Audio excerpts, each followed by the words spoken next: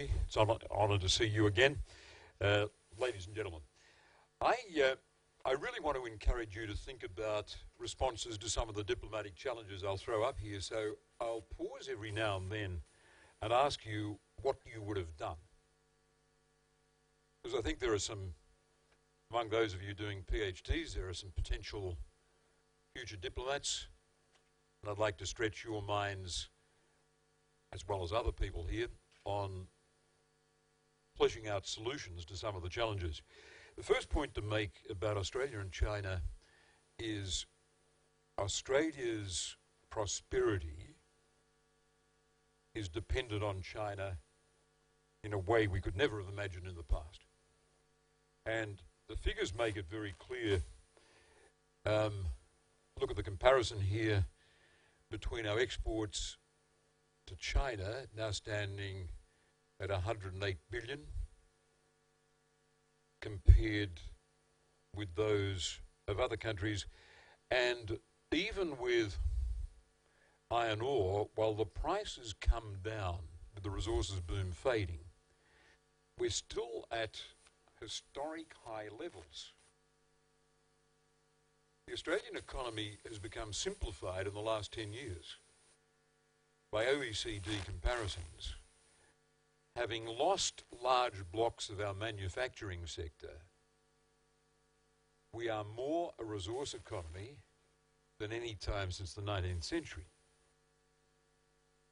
And our dependence on China is likely to continue. Just look at this figure. This is an estimate of the growth of the Chinese middle class. It'll grow from around 10% of the population, where it was in 2009, to 70% of the population. That's 850 million people lifting themselves out of developing country living standards into middle income status. And that is a colossal market for Australian goods and for Australian services. Education, tourism, planning, environmental management, architecture, a whole host of them. Now just think about this. This is the first time, we're taking Australia as a case study here, this is the first time that Australia has had an economic dependency on a country it has few shared values with. China's a Marxist-Leninist political system. In the past, our economic independency has been on the British Empire, then the United States and Japan. But for the first time, we've got an economic dependency on a country with very different values from us, especially when it comes to governance, when it comes to politics. I sat in the General Assembly of the United Nations in 2012 when Barack Obama got up and spoke for America. This was after the murder of the American ambassador to Libya. Benghazi, an American establishment in Benghazi, was stormed, and Jeff Stevens was killed. And Barack Obama, and remember there was a YouTube video mocking Islam. They've got a lot of coverage. A religious fanatic, a Christian in the United States, had published it, and it caused riots all over the Arab world. And Arab nations became indignant, and a lot of Arab opinion called for this kind of thing to be banned. It was in this context that Barack Obama stood up in the General Assembly. Leaders' Week in the General Assembly, he was speaking for America. And he gave a quite inspiring speech. He said, "We Americans believe in freedom of speech." He said, "We find attacks on religion offensive, but we don't ban them. We think the answer to offensive speech is more speech, not less speech." And sitting there listening to him, I was very envious of his speechwriter because it was an immaculate speech. Google it, look it up. Short, declarative sentences, logical progression, enough eloquence, but it wasn't phony, it wasn't insincere. But more to the point, I thought, here's a president talking about values we, Australians, can believe in. The irreducible, fundamental freedom of expression. And the answer to offensive speech is not less speech, not censorship, but more speech. I had the opportunity to talk to Henry Kissinger after this. I told him how impressed I was by it, and he said, yes, he said, we Americans believe in spreading democracy. He said, the Chinese believe in codes of conduct, not universal values, but codes of conduct. And I thought that was an interesting distinction. But being impressed by the Obama speech, I reflected on what a former Australian diplomat had said to me. He said, Australians will choose American values anytime. But here's the challenge. The Australian economy has become simplified. We've now got the most simple economy in the OECD. What we do is dig up desired minerals out of the ground and export them to China. An acute economic dependency on Chinese economic growth. At the same time, we are drawn to American values. We accept them implicitly, and we want a security treaty with the United States. We wanted that since the early years of the 20th century, and when we saw Japan defeat Russia in the War of 1904, 1905. In other words, we saw a rising Asian empire to our north, and nervous little white immigrant Australia, a population of 5 million, this is back in 1904, 05, spread over a vast continent, worried about its future, and began to dream of an American presence in the Pacific to protect us. We also sense that America, at its best, is capable of demonstrating world leadership to achieve global goods. And you might remember the 2009 conference on climate change in Copenhagen. The Australian Prime Minister, then Prime Minister Kevin Rudd, was very distressed that there was no global agreement on climate change. And the Chinese had downplayed and opposed progress to an agreement. America was pushing it very strongly. I happen to believe that human-made climate change is the biggest security threat on the planet. So instinctively, I was appreciative that America was providing world leadership on this, even if President Obama faced the fiercest opposition in his own Congress to action on climate change. But I was disappointed that the Chinese weren't able to embrace this, look beyond their immediate national interest, and talk about a global good. And I'm interested in the evolution of Chinese foreign policy and whether over the decades China might broaden its foreign policy, moving beyond a reflection of its immediate national interest and be able to pick up a global good, protection of the global commons, for example, in pushing needed international action on climate change. China doesn't think in those terms now. I'm optimistic that as China moves into global leadership, it will. I'll tell you about some of my experiences. I was only foreign minister for 18 months. I would have liked to have been foreign minister longer, but the Australian people had their way, and the government I was in was voted out of power on September the 7th last year. I went to Beijing on my first visit in April 2012, and I'd inherited an Australia-China relationship in which there was more than a bit of tension. There had been a defence white paper issued in Australia in 2009, and it said some things about China's modernisation and about how we should respond to it and about potential threats in the region, but as the Chinese saw it, was somewhat forward-leaning, that defence white paper. I think the Chinese thought it pointed the finger at them a bit too vigorously. And I was interested, this is diverting a little, but I was interested to open a book when I was Foreign Minister, a book by a strategist, Edward Luttwak. Has anyone here read any works by Luttwak? He's a very interesting, if quirky, writer. He's done a book on the strategy of the Byzantine Empire, for example. Another book on the strategy of Rome. You think you've heard of him at least? Yeah, a strategy on, a book on the strategy of Rome, of ancient Rome. Here was a book on the rise of China and the logic of strategy. And as Foreign Minister of Australia, I was reading things about my own country and its foreign policy, its approach to China, that astonished me. Out of the blue, he was saying, well, look what he writes about Australia. Retains the Anglo-Saxon trait of bellicosity. He says Australia was the first country to clearly express resistance to China's rising power and actually to initiate a coalition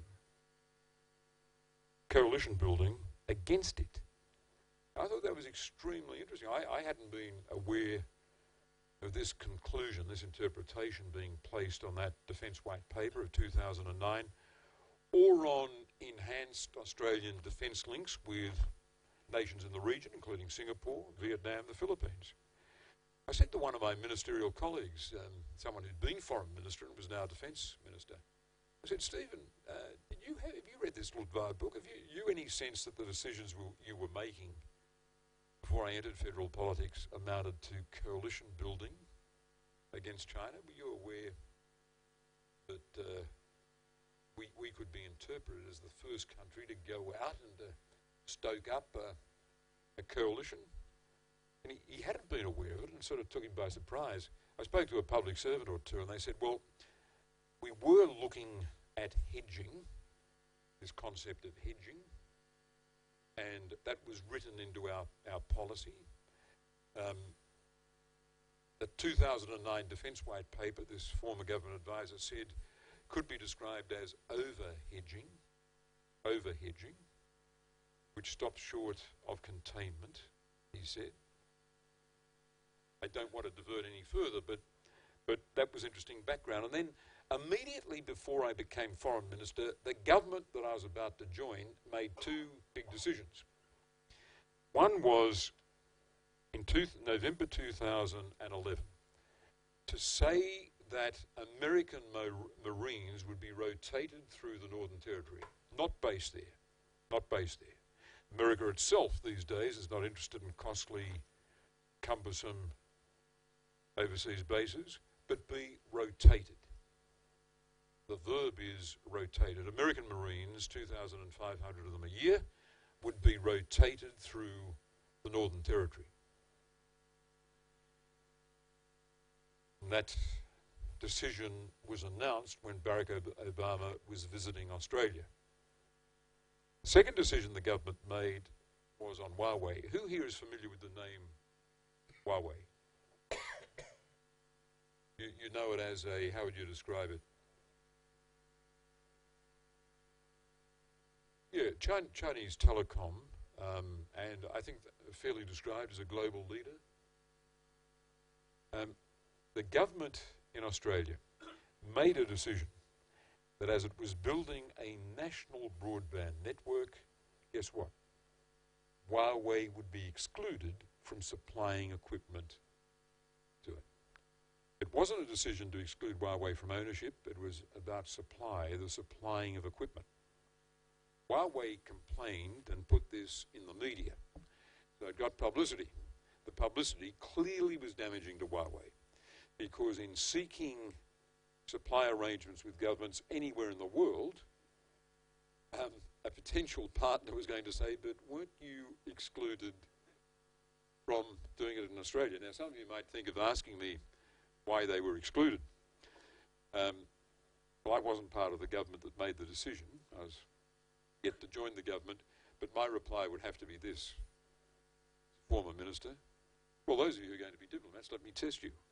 What would be the form of words? Imagine you're advising the Australian Minister for Foreign Affairs, and you've got to give the minister a form of words to answer a question from the media about why Huawei was excluded.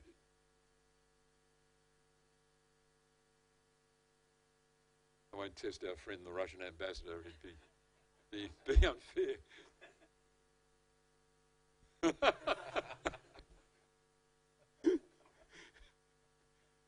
So some of the potential diplomats here, what's your briefing to the minister? I'm about to go to China, where then Foreign Minister Young is certain to raise this matter. And the media could ask me about it after the meeting with the Foreign Minister. What's the form of words you'd give me? What briefing note would you hand your nervous minister?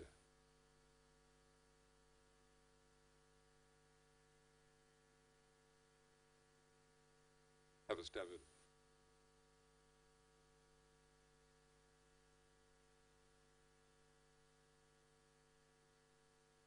Okay.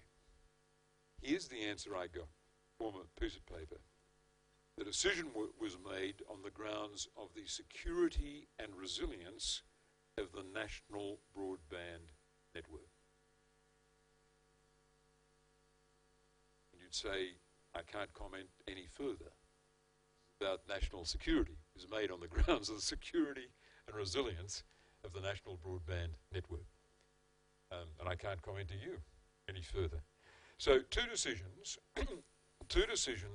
undoubtedly caused some angst in China.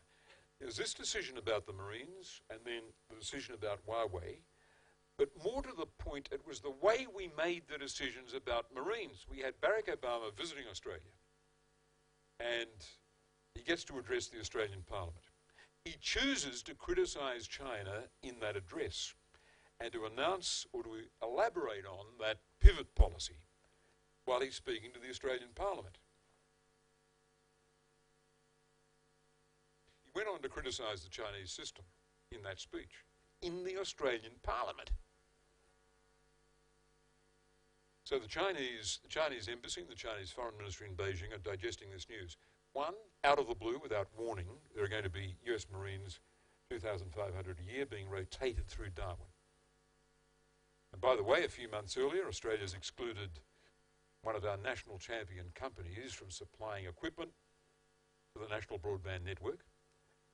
And by the way, when the President was down in Australia, he criticises us in speaking to the Australian Parliament. Well, a good friend of mine, former Australian Prime Minister Paul Keating, lashed out. Here's what he said.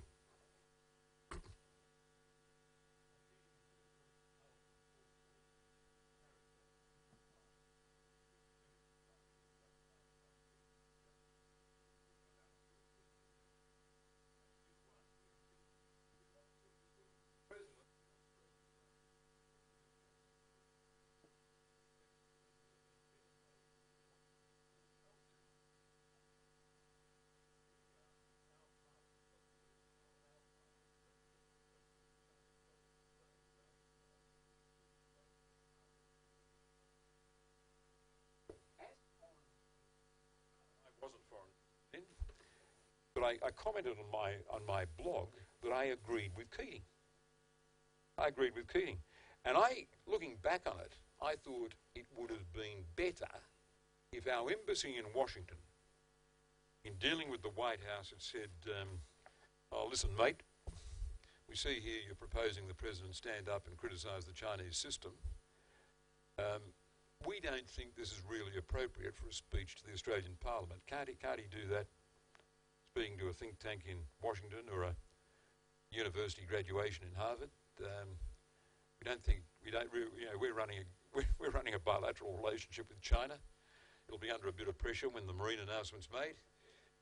And we've made that decision on Huawei, which you probably understand. Let's lay off this theme and let's have another theme. Now,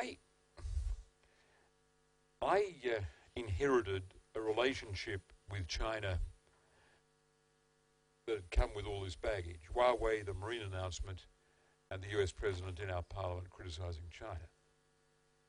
And I had academic commentators like an academic Hugh White, who's writing on China is very, very interesting, say we are losing our China relationship. There are Australian businessmen as well. Think of those figures I started with about the economic relationship. Australian business figures as well, who might have begun to fear that any more tilting like this in our foreign policy would see Australia lose markets or lose our edge in making bids for Chinese work. And they began to make statements. So there was a bit of pressure around for us to adjust or correct what seemed to be, for all these factors, a tilt in Australian policy. I thought the best course of action was a bit of benign neglect, of not rushing to do anything. Sometimes in public affairs, doing nothing is a very arguable course of action. To move away from a period of controversy, to allow things to settle down. And in fact, I briefed a journalist, Greg Sheridan from The Australian, and I said to him, we're going to be unruffled about this question of our relations with China. I'm not going to overreact to the criticism that our China policy was off the rails. I'm not going to search for a big policy concession to the Chinese. We'll just manage things as they go. And in that spirit, I was able to do a couple of things. First of all, when the head of the Tibetan government in exile announced that he was coming to Australia, not the Dalai Lama, but his Prime Minister. And I was asked by a Green Party senator, that is a leftist senator in the parliament, whether I would meet the representative of the Tibetan government in exile. I said no. I said Australia recognises Chinese sovereignty over Tibet. In the spirit of that policy, I don't think it's appropriate for me to meet. And the Chinese embassy would have picked that up because this is a crucial matter for them. They would have picked it up. There are a couple of other opportunities as well. For example, we carefully maintained our neutrality when territorial disputes flared in the South China Sea. We maintained our neutrality. We did not make gestures towards the Philippines or to Vietnam, but chose our words carefully to reinforce that we were neutral, while at the same time we wanted these matters settled in accordance with international law, including the UN Convention on the Law of the Sea, but not exclusively that convention. That's a wording that is more attractive to the Chinese.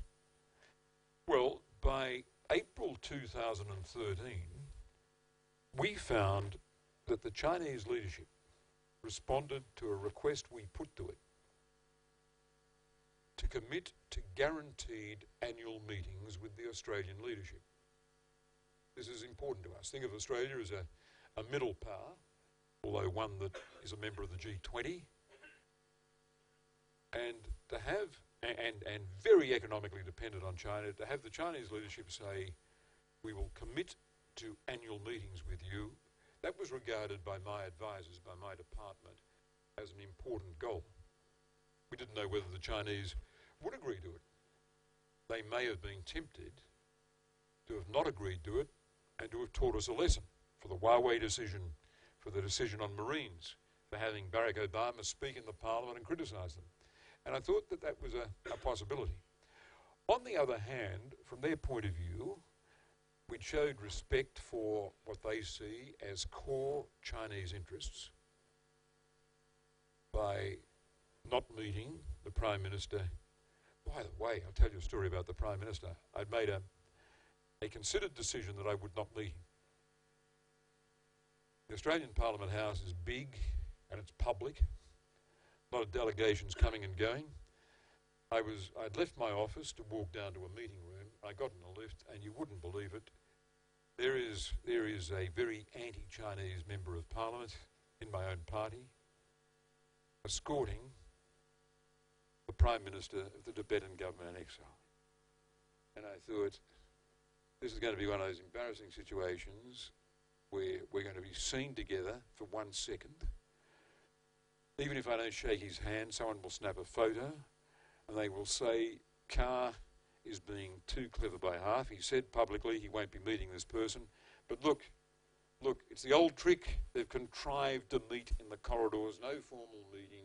But there has been a meeting. This is how it's been arranged. I thought, oh, no, I said, this is not how I operate. I don't want to be portrayed as operating. Anyway, the lift doors closed in time. I hadn't even been blackmailed into shaking hands. And the situation passed, and nobody tried to make anything out of it. That brings us to April 2013, and there I am with my then Prime Minister, Julia Gillard, with the President, I think the Premier Li of China, and the new Foreign Minister, Wang Yi, toasting a communique which says Chinese leadership will meet the Australian leadership on a guaranteed annual basis. Moreover, we will baptise this a strategic partnership. We'll call it a strategic partnership. That idea came from the Chinese, a strategic partnership. I flew back to Australia after that, and I dropped into Singapore to see my colleague, Foreign Minister Shanmugam. And I said, let me share with you what we've just been through diplomatically. I said I became Foreign Minister in early 2012. The relationship with China had been in choppy waters because of Huawei, the marine decision, the Barack Obama speech in our Parliament. I said, but I've had a very, very cordial visit to Beijing, so as our Prime Minister. The relationship couldn't have been more cordial. I said, I'm just interested in why this is the case. Has China recalibrated its relations with the whole region? Is this part of a charm offensive across the region? Are the territorial disputes in Southeast Asia going to be put to one side? Is China going to turn the heat off? Could it be a result of respect for core Chinese interests, like we know it's always symbolically important, my position on not meeting the head of the Tibetan government in exile? So we had an interesting conversation about this. All I'd say is that Foreign Minister Shanmugam was interested in the Australian experience. And I suppose I was keen to reassure him that you could be a Western-aligned country, as Australia is, show respect for core Chinese interests, which we had been doing, and enlist the Chinese as strategic partners. The Chinese were thinking about the longer term. They were thinking beyond routine upsets and distractions in the relationship and thinking of their longer term interest. I thought that very interesting.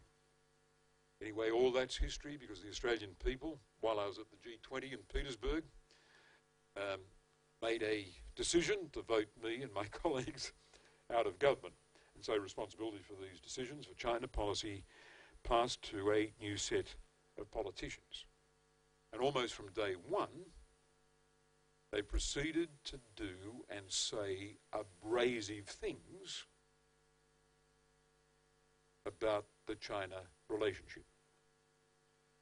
So Tony Abbott is the new Prime Minister, and he says, Japan is Australia's best friend. Well, hang on. You're an advisor to the Australian Foreign Minister. Before I go to Asia, to South Korea or Japan, Indonesia or Singapore, what advice do you give me on a form of words about hierarchies of friendship? Over to you. Someone who's going to be a diplomat one day. What form?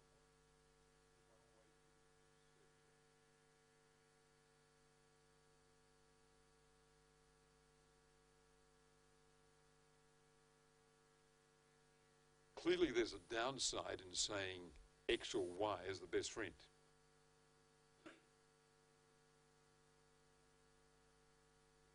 Exactly. It's the treatment everyone gets in Washington. You go to Washington, and I remember once John Kerry said this to me. He said, he's sitting down in the private talks across the table in the State Department, and his first words are,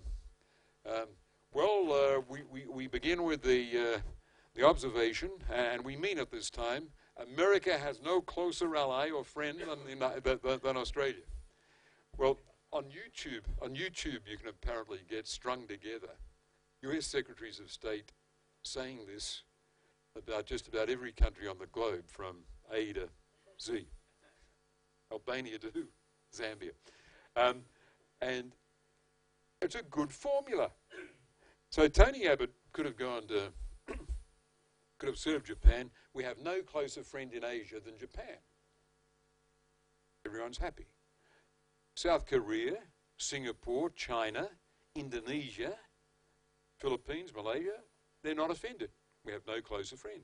It's a better formula. Well, you could have said, Japan is our oldest friend in Asia, although that overlooks Australian support for the Indonesian independence movement or for young Republic of Singapore. Although I think we had our treaty with Japan around about 55, so that predates Singapore at least. Oldest friend, no closer friend, a better formulation. Now, in the context of the territorial dispute between China and Japan, this would have been unsettling and I think a reasonable cause for complaint by Beijing, that formula. Closest friend, best friend, at a time when there's such tension between China and Japan. And of course, my successor, Foreign Minister Julie Bishop, comes in and supports it. Best friend in Asia. Not only to say it, but to mean it. And then the Prime Minister compounded it with another formulation, which was absolutely wrong. Look at this.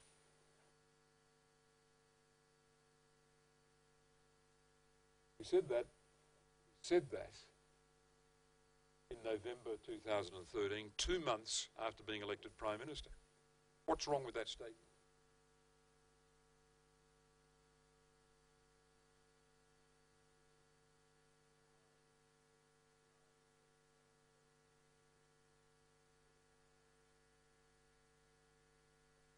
Yeah, well that's true, but it actually goes deeper. The objection to that goes deeper. There's a deeper objection to this. Absolutely. Spot on. It's just not true. We are not an ally of Japan. We've got an alliance with the United States. That's our alliance. We're not an ally of Japan. That is factually wrong, and it could be said to have been an astonishing mistake that someone who's just been elected Prime Minister of Australia would say that. All right, that takes us to November. Has anyone here followed the Chinese-Japanese standoff over the Senkaku-Diaoyu Islands? What would be the issue coming up?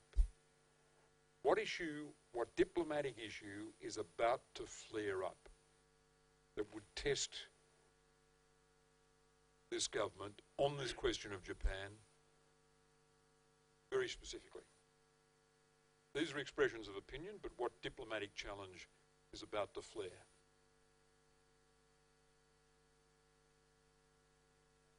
Absolutely. And you'd recall the Chinese declaration of the Air Defence Identification Zone. So, all of a sudden the Abbott government has a very specific challenge. They've been elected in September 2013. They've said Japan's our best friend. They stumbled into saying Japan is an ally. They've now got to formulate a position on this, as Singapore did, as other nations in the region did. What would be the most forward-leaning or assertive foreign policy response available to Australia? Think of a spectrum of diplomatic responses. What one would be out here as the most assertive diplomatic response?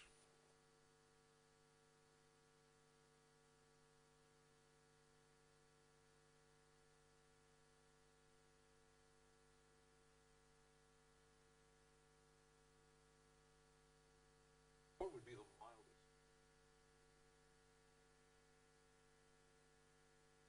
I think the mildest would probably be a statement that says we're strictly neutral. We urge both sides to the dispute over the Senkaku-Diaoyu Islands to restrain themselves from abrupt actions and ultimately to settle this dispute in accordance with international law, including but not limited to the UN Convention on the Law of the Sea. That would be a mild response. A statement going out, not even in the name of the Foreign Minister, let alone the Prime Minister, but just a statement from the Foreign Ministry. But if you're designing for a government in the region a bolder response to really send a message to China, what might it have been? That's what the Abbott government did.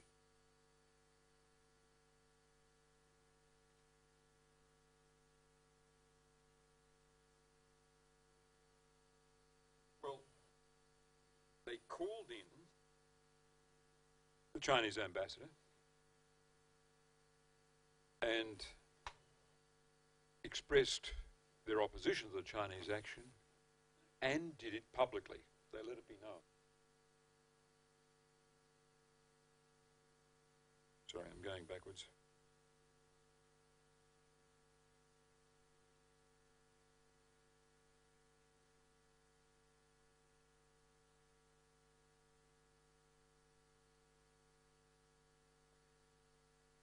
This is the key. Calling in the Chinese ambassador and letting it be known. So it was a public expression. And that deeply offended the Chinese. And they were to respond. When Julie Bishop, the foreign minister, visited Beijing, this was the Chinese response, and it was very interesting. You know how these meetings convene? There are the cameras from both sides in there. As the Australian Foreign Minister sits down in the ceremonial chamber where the bilateral meeting is going to be held, and the Chinese Foreign Minister sits down, and there's polite talk, but both sides are aware that the cameras are on, and what they're saying is being recorded. Well, Chinese Foreign Minister Wang Yi used this moment to give a strong expression of Chinese dissatisfaction with what Australia had done, while the cameras were there, while the cameras were rolling. That's what he said. So he ensured that his comments were broadcast, not only in China, but in Australia, where the only interpretation was that the Chinese were quite offended by the forthrightness that Australia had shown by calling in Ambassador Ma in Canberra and letting their displeasure be expressed and making this public. So you've had a government elected in September, and then in the next 3 months you've had the Prime Minister describe Japan as our best friend in the region. The Foreign Minister say that that's indeed the case. The Prime Minister say that Japan is an ally, which it is not. And then Australia get out in front of like-minded countries. That's a useful expression. Like-minded countries. Australia got out in front of like-minded. Singapore was keen to establish this. Singapore did not call in the Chinese ambassador and do it publicly. Canada didn't. Canada didn't. New Zealand didn't. Australia had been very forward-leaning. So here were a succession of things that pointed to, I think, a deterioration in the Australia-China relationship. And then, early in the new year, you had, in the first half of the new year, 2014, there was a very interesting correction. Do you remember, what was the flare-up? What was the flare-up in the first half of the year in the South China Sea? Oil rig involving China and Vietnam. Now, you would think, in the view of all that we've seen, the Australian response would be a vigorous one, a public one that reprimanded China, one that veered towards taking the Vietnamese side. First of all, there was no public expression by the foreign minister or the prime minister. There was simply an anonymous statement put out by the department, and this was the language it used.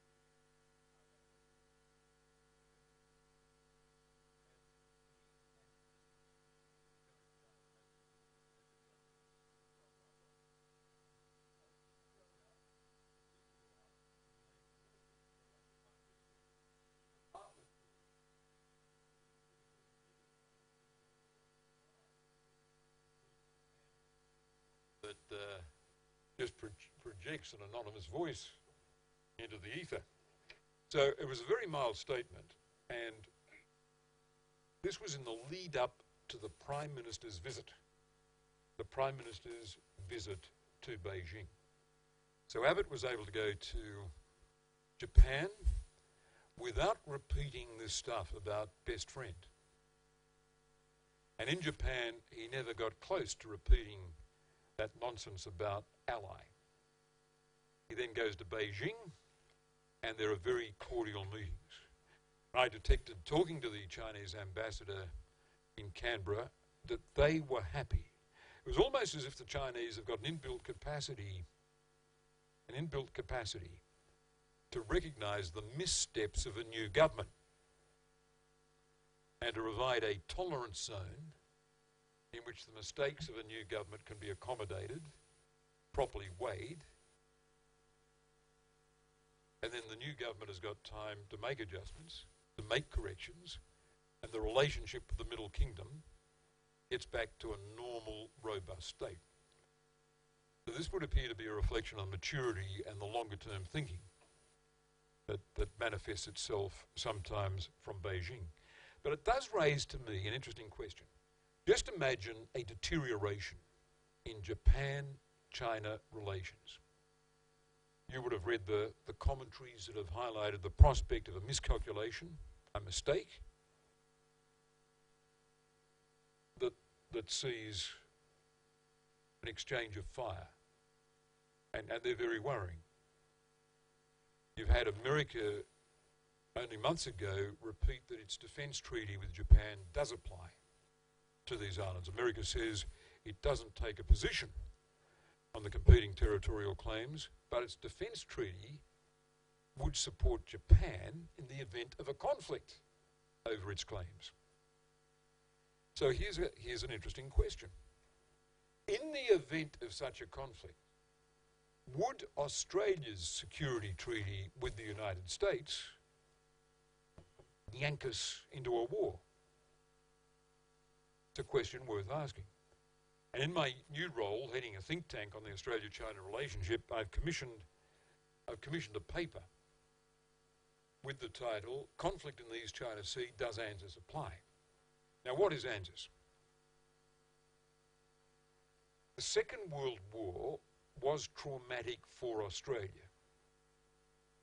I'm embarrassed saying this in front of a Russian representative because my last official duty as Foreign Minister of Australia was to place a wreath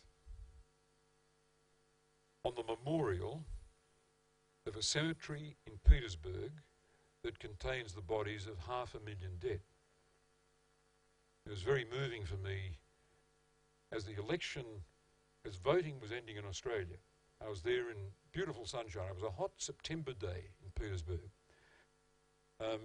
Russian Honour Guard, representing Australia, walking through these mounds under which 500,000 people are buried to place a wreath on a memorial.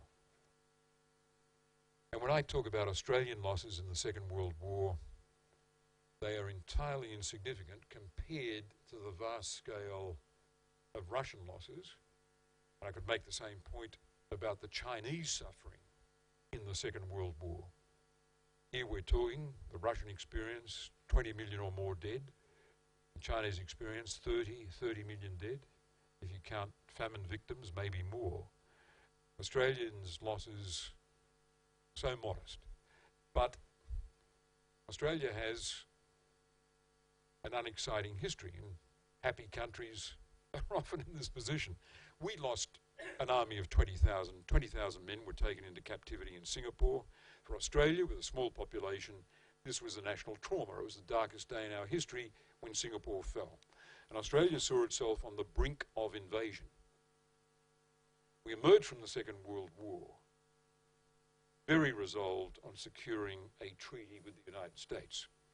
America, having just committed itself to NATO, was less interested in having another binding treaty in Asia. All its treaties with its Asian partners used softer language than NATO. And you see what they say here. Parties will consult. The parties will consult. If one side or the other is attacked, the parties will consult. I was aware when I became Foreign Minister of an embarrassment with a predecessor, Alexander Downer, who was asked in 2005 whether, if there were a conflict between America and China over the Taiwan Straits, Australia would be involved because of the ANZUS Treaty. He got himself into a fix by saying no. And there was a running controversy, and in the end he had to back down. He shouldn't have been that explicit. So as a new Foreign Minister, I said to my department, listen, I'm going to China. What advice can you give me? If I'm asked the Alexander Downer question, in the event of a conflict in the Taiwan Straits, does the ANZUS Treaty apply? What am I going to say? They said, here's your answer. You say, the ANZUS Treaty obliges us to consult. I said, but they'll come back to me. The press will come back to me and say, but what if there's a conflict? I can't keep. They say, oh, well, you say that's a hypothetical situation. So the diplomatic formula was, if asked that question, this is a hypothetical consideration. The ANZUS Treaty obliges us to consult. So that's how foreign policy is made. That's how it gets made. That's how it gets made. So the treaty, that is really the answer to whether it would apply on the East China Sea. The treaty itself would not oblige Australia to make a commitment. But some of the sentiment around the treaty, the small t treaty, the expectations around a treaty would mean that Australia would have to take seriously a request from the White House to make a commitment. And that's when foreign policy really does get serious for this happy country, Australia, for whom distance has been a great advantage. Foreign policy gets serious if America says, well, we got a commitment to the Japanese, what about you? Meanwhile, the Abbott government got things back on a happy course with the Chinese. I spoke a moment ago about the capacity of the Chinese to overlook what they might see as the missteps of a new government. And certainly when Abbott went to China in April 2014, all the language was good. All the atmospherics were good. Abbott was relieved. The business delegation he took with him were ecstatic. Things were going well. But in the background, there are just suggestions that Australia is not going to be let off the hook by China or by America. Hillary Clinton was promoting a book.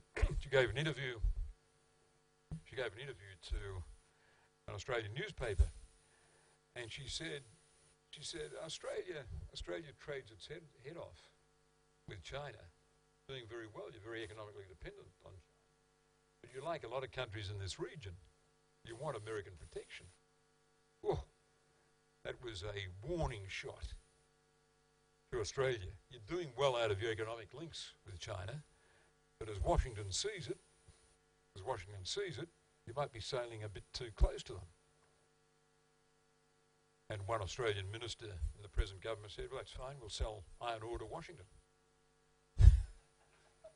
And I was at a seminar in Canberra, and a Chinese strategic thinker called Wu Jinbo was there, and he said,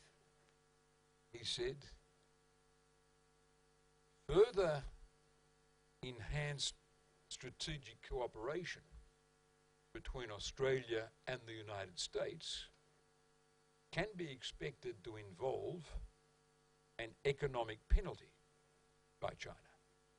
Oof. There's another warning shot across Australia's happy bows. For the first time, the Chinese saying, yes, there's a contradiction in the Australian approach. You're very close to America, not just an ally, but an enthusiastic one, a very enthusiastic one, and you're entirely economically dependent for your prosperity on China. Okay, I've spoken about two phases in the relationship of the new government to China. One, the early missteps. Japan's an ally, Japan's our best friend, etc. Then the correction, the quiet response, the understated response on the flare-up between Vietnam and China. And then the Prime Minister going to Beijing and being warmly received. We then come to a third stage, which takes us to the present. Prime Minister Abe visits Australia, Japanese Prime Minister. Japan's got a new policy. They're tweaking their policy of self-defense. They're amending the policy to allow Japan to be involved with allies, with friends, in military exercises overseas. They're not redrafting their constitution, but it is an adjustment. And the Japanese Prime Minister turns up in Australia, and while he's there, the Foreign Minister is quoted in a newspaper saying, oh, we'll stand up to China when it's appropriate. And it did appear to be the case for many observers that Australia, with these atmospherics around the Abe visit, was tilting towards Japan in the dispute it has with China. But at the same time, Australia's hoping for the settlement of a free trade agreement with China. I mean, we look at New Zealand. New Zealand has got a free trade agreement. It's getting its dairy products and its wine, competing with Australia, into China, onto Chinese supermarket shelves without any tariffs. We've now lost our small motor vehicle building industry. It's part of the Australian manufacturing sector that's gone because of the high Australian dollar, high Australian costs. we've got nothing to stop us securing a beneficial FTA with China. We're not seeking to defend, to hang on to manufacturing, but we're still waiting for the Chinese sign-off on this. It raises the question of whether China would be tempted to penalise or embarrass Australia by taking the free trade agreement off the table in response to what appears to be a tilt towards Japan and criticism of China. I don't think that will happen.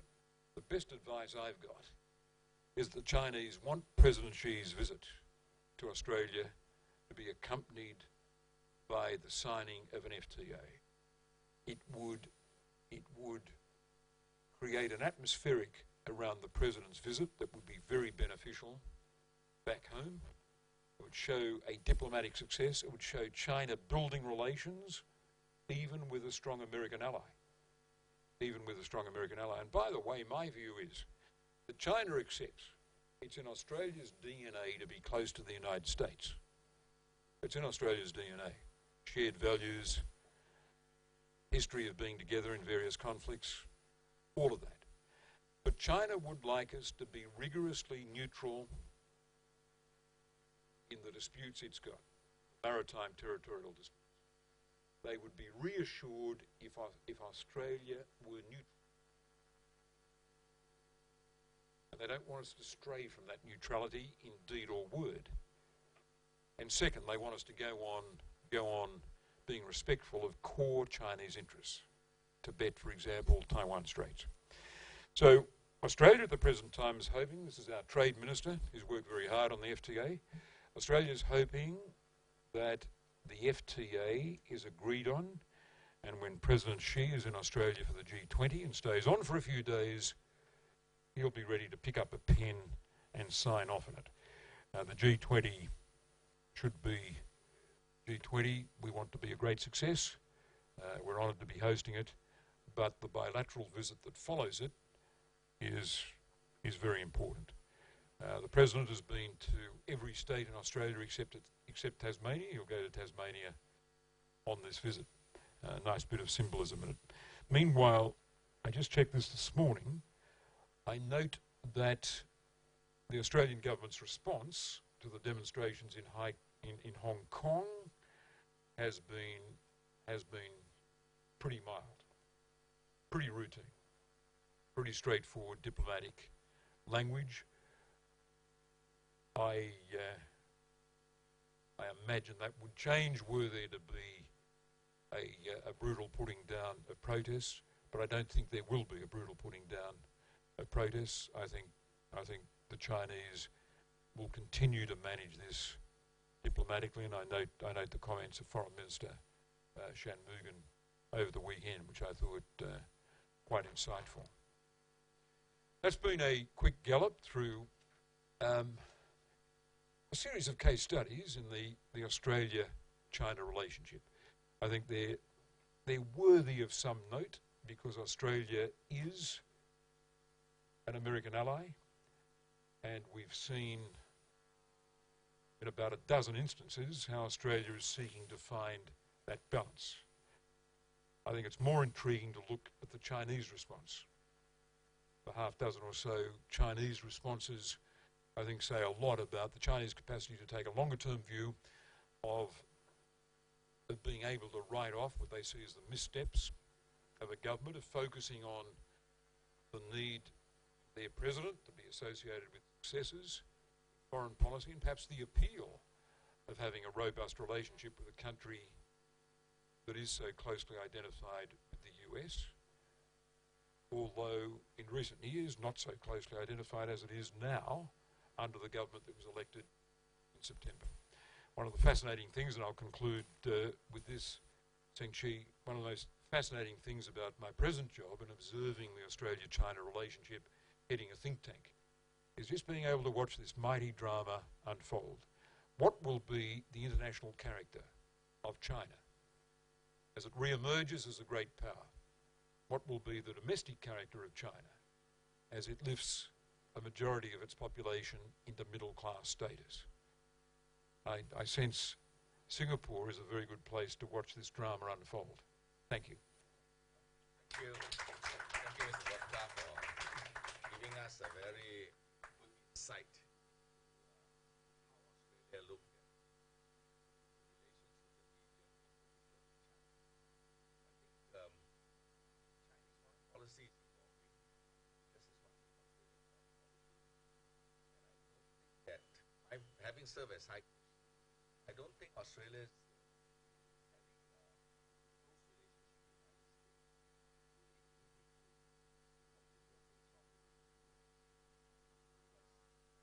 I think it would not be in Australia's interest to purely an ally of the United States.